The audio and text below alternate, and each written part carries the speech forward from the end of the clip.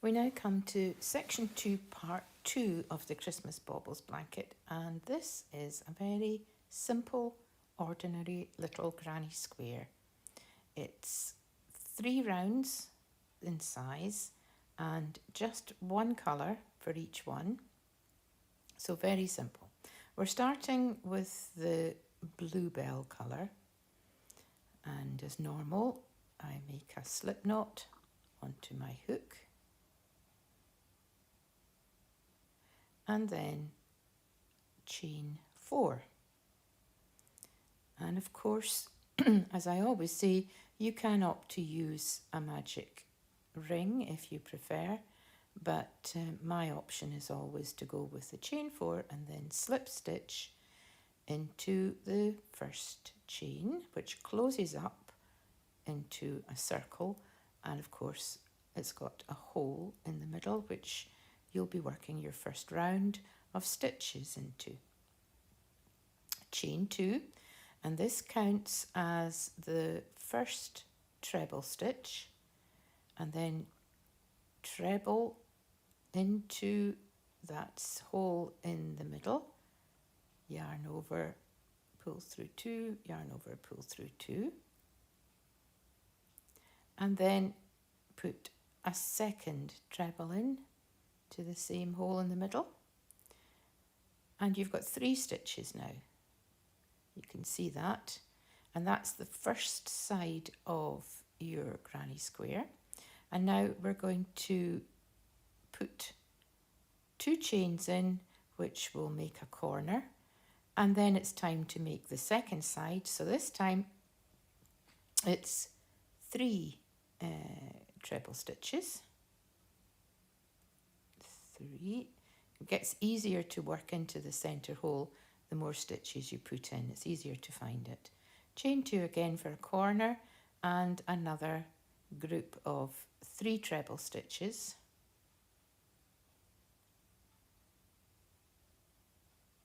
Chain 2, and we've done 3 groups, so we've got the 4th side to do, so this is 3 more treble stitches. 1, 2, 3, and chain 2 for the last time. There you go. There is round 1 just about completed with the 4 sides and the 4 corners, and all you need to do now to finish off the round is to find the top of that very first chain 2 and slip stitch through, and that completes the round. And then ready to start round 2, chain 2 again, and you've noticed that I very quickly there turned the square over so it's on its wrong side. The chain 2 now appears right at the extreme right side of the corner space, so we're going to count that as treble number 1.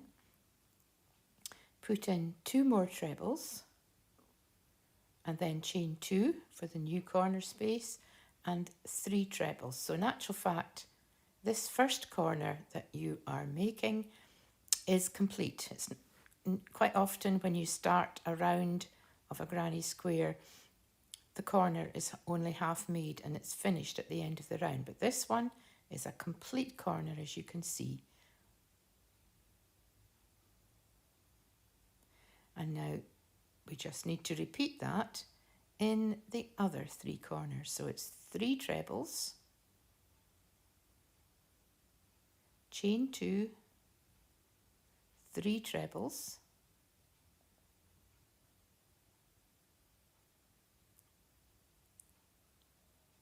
remember if you're in the US that's classed as a double crochet stitch. 3 trebles again, chain 2 and 3 trebles. Very simple, and most people know, if you've done any crochet at all, you probably have at some point made a granny square, but sometimes there are slight differences in the method, so it might be worthwhile just having a look to see the way I make it.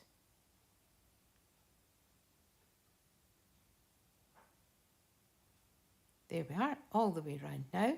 And we've already made that complete first corner, so we don't need to do any more work into that. And just to finish off the round, we just need to slip stitch into the top of that first chain 2, and that's round 2 finished. Now start round 3 with a chain 2 and turn it once more. So we are now, what would we say, turned so that round 1 is on the front and round 2 is on the back, and we're about to start round 3. And as you can see, the chain 2 was nearer the middle hole in the side, so I've chained 2 and put 2 trebles in there, and then I can come to the corner and do my normal 3 trebles, chain 2, 3 trebles. As we're getting bigger, of course, there is a space in the middle of each side now, so that's where we'll go next with 3 trebles.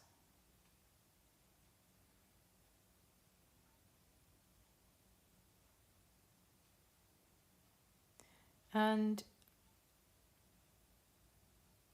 over to the corner again. No chains between the clusters of 3, just 2 chains in each of the corners. But sometimes people put a chain in between the clusters, and I personally feel that that kind of makes it a bit more open than I would like. So I like the firmer look, so I don't put any chains between the clusters of 3 trebles, straight from one space to another.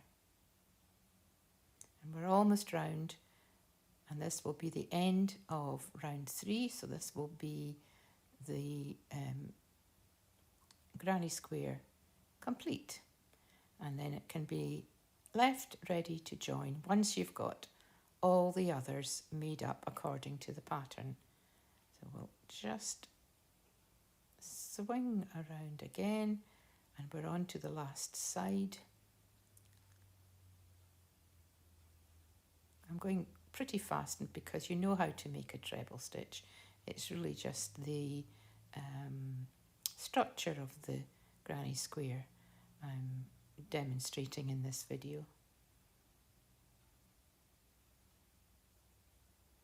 Now we started in the middle of the first round, as you can see, so all we need to do is look again for the top of that first chain 2 and pull through, and then you can cut your yarn and pull it through, and that is your basic 3 round granny square, and that's your 3 round granny square complete.